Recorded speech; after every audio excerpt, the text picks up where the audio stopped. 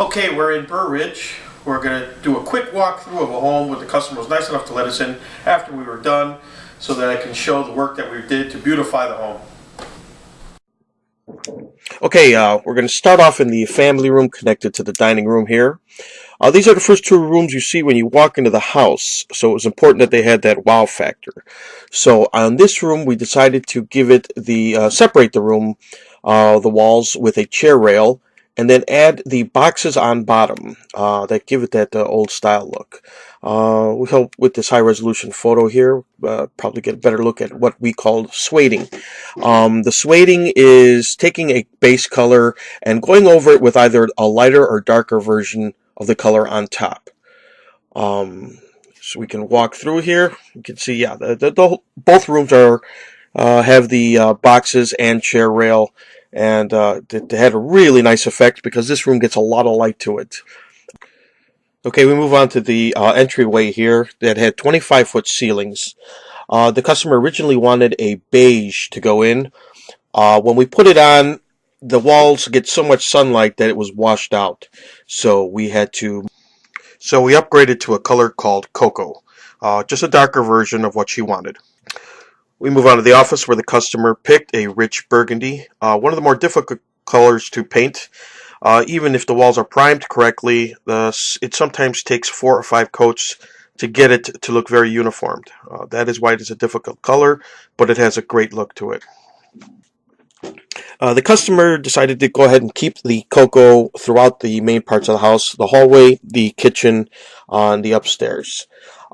She thought it complemented the white trim and the light fixtures that we put up nicely, and she was correct.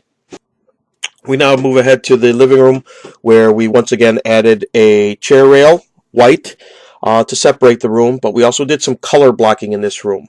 Color blocking basically is using this lighter or darker versions of a color together to give it a nice effect. You see the back wall there is one solid color on the fireplace. This is something that I do quite often. We will now move to the upstairs. That's where we have the master bedroom, the kids' rooms, and the playrooms.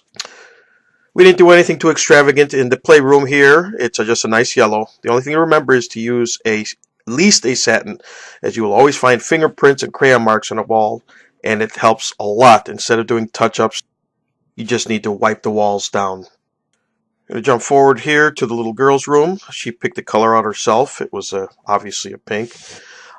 She had high ceilings. We also went ahead and added a fan in her room, as we did in most of the rooms. We also added all the lights fixtures in every room.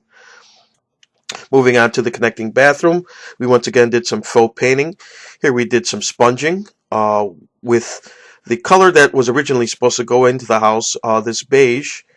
We went over it with a glaze. Customer liked it so much, she used it in the rest of the bathrooms in the house. Hopefully you can see it better in this high resolution photo.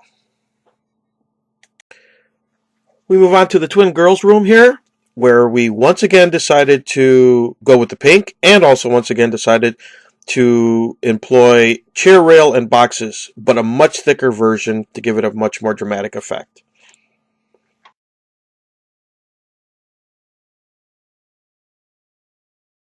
We now move ahead to the last two rooms, the master bedroom and the master bath. In the master bedroom, the customer decided to use one of my favorite colors. It is called denim. It is a blue, grayish color, mostly blue though. As you can see here, it's just a nice looking color. And we finish up in the last bathroom. As I said before, it is the same technique we used in the other bathrooms to match the tile that we put in around the tub. Thanks for watching. For a free estimate, please call the number at the bottom of the screen. Thank you.